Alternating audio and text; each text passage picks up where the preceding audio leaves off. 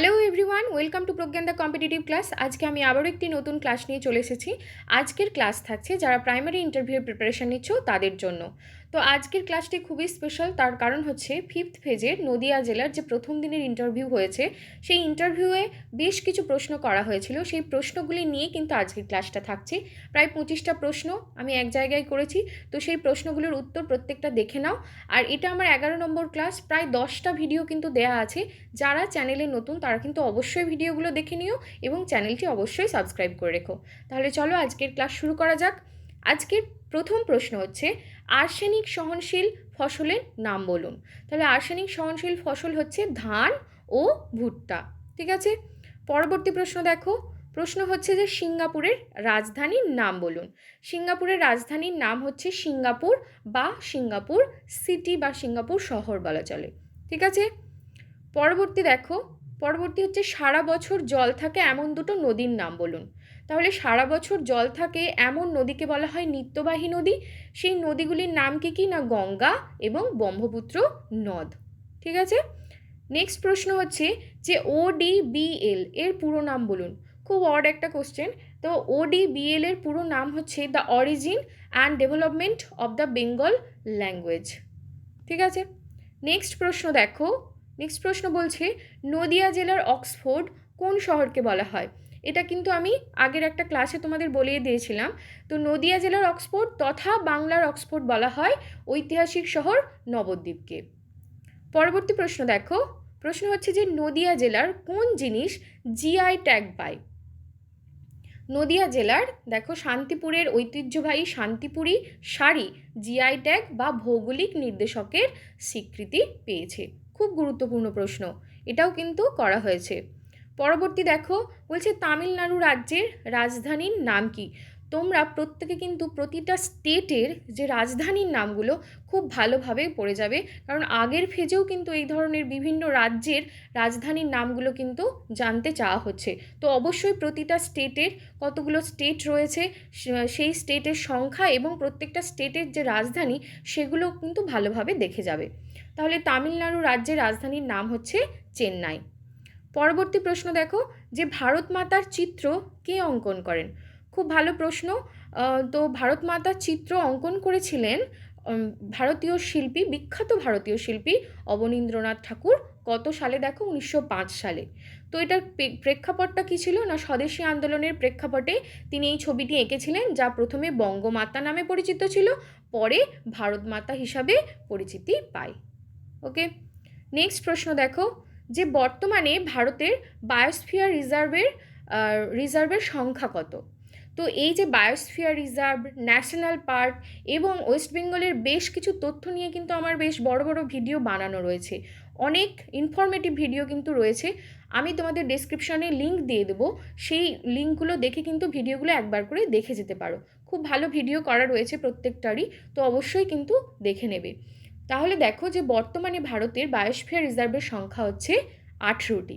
ওকে, পরবর্তী প্রশ্ন যে হর্নবিল নামক পাখি ভারতের কোথায় দেখা যায়।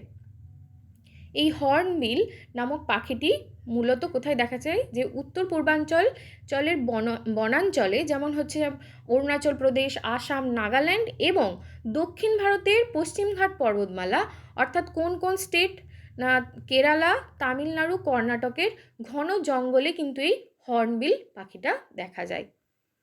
পরবর্তী 11 নম্বর প্রশ্ন কি বলছে, যে CEE এর ফুল ফর্ম কি।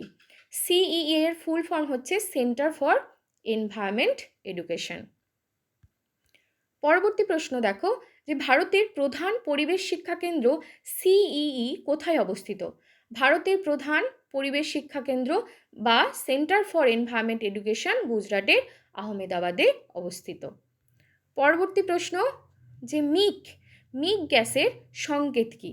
মিক গ্যাসের ফুল ফর্ম কি না, মিথাইল আইসোসায়ানেট, যার সংকেত হচ্ছে CH3NCO। ওকে, পরবর্তী প্রশ্ন যে নল সরোবর পাখিরালয় কোথায় অবস্থিত না, গুজরাটে অবস্থিত ভারতের এই নল সরোবর পাখিরালয়। পরবর্তী প্রশ্ন DDTর ফুল ফর্ম কি। DDTর ফুল ফর্ম বা পূর্ণরূপ হচ্ছে ডাইক্লোরো ডাইফিনাইল ট্রাইক্লোরো ইথেন। ঠিক আছে, পরবর্তী প্রশ্ন, যে নদিয়া জেলার প্রাচীন নাম কি ছিল? নদিয়া জেলার প্রাচীন নাম ছিল নবদ্বীপ জেলা বা নবদ্বীপ। ঠিক আছে। পরবর্তী দেখো, যে পৃথিবীর বৃহত্তম নদীর নাম কি? এই বৃহত্তম নদী, দীর্ঘতম নদী, বৃহত্তম হ্রদ, এগুলো কিন্তু ভালো করে পড়ে যাবে, কারণ আগের বার একটা প্রশ্ন করা হয়েছিল যে বৃহত্তম হ্রদের নাম কি। তো এবারে করা হয়েছে বৃহত্তম নদীর নাম কি, সেটা হচ্ছে আমাজন নদী। পরবর্তী প্রশ্ন হচ্ছে, যে সারা বছর জল থাকে এমন দুটো নদীর নাম বলুন। তাহলে সারা বছর জল থাকে এমন দুটো নদী হচ্ছে গঙ্গা এবং ব্রহ্মপুত্র। পরবর্তী প্রশ্ন বলছে, নদীমাতৃক দেশ কাকে বলা হয়? যে দেশ সুপ্রবাহিনী নদীদের দাক্ষিণ্যে পুষ্ট তাকে নদীমাতৃক দেশ বলা হয়। অর্থাৎ কি না, যে দেশে অসংখ্য নদী রয়েছে এবং মানুষের জীবন যাত্রা নদীর ওপর নির্ভরশীল, তাকেই নদীমাতৃক দেশ বলা হয়। যেমন উত্তর হচ্ছে বাংলাদেশ। বাংলাদেশ একটি নদীমাতৃক দেশ। পরবর্তী প্রশ্ন, যে দক্ষিণ ভারতের প্রধান নদীর নাম বলুন। দক্ষিণ ভারতের প্রধান নদী হচ্ছে গোদাবরী। পরবর্তী প্রশ্ন কি বলছে, যে নদিয়া জেলা কোন দেশের সঙ্গে সীমান্ত ভাগ করেছে? কোন দেশের সঙ্গে সীমান্ত ভাগ করেছে? না, নদিয়া জেলা বাংলাদেশের সাথে সীমান্ত ভাগ করেছে। অর্থাৎ নদিয়া জেলার সীমান্তে রয়েছে বাংলাদেশ। ওকে। পরবর্তী দেখো, যে নদিয়া জেলায় গরমের প্রভাব কেন এত বেশি? না, কর্কটক্রান্তি রেখা এই জেলার মাঝামাঝি দিয়ে যাওয়ার কারণেই নদিয়া জেলায় গরমের প্রভাব খুব বেশি হয়। ওকে। পরবর্তী প্রশ্ন হচ্ছে, যে নদিয়া জেলায় মাটির পুতুলের জন্য বিখ্যাত কোন স্থান? উত্তর হচ্ছে কৃষ্ণনগর। মাটির পুতুলের জন্য বিখ্যাত। পরবর্তী প্রশ্ন দেখো, এই প্রশ্নগুলো আমি নদিয়া জেলা রিলেটেড কয়েকটা রেখেছি। যে নদিয়া জেলার সাক্ষরতার হার কত? না, 80%-এরও কম। 2011 সাল অনুযায়ী 74.97%। পরবর্তী এবং আজকের শেষ প্রশ্ন কি বলছে দেখো, যে নবদ্বীপ কথাটির অর্থ কী? নবদ্বীপ কথাটির অর্থ হচ্ছে নতুন পলিগঠিত দ্বীপ। ঠিক আছে।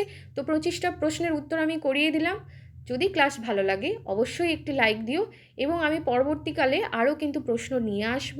তো অবশ্যই কিন্তু যারা চ্যানেলটি সাবস্ক্রাইব করোনি তারা করে রাখবে। ঠিক আছে। Thank you.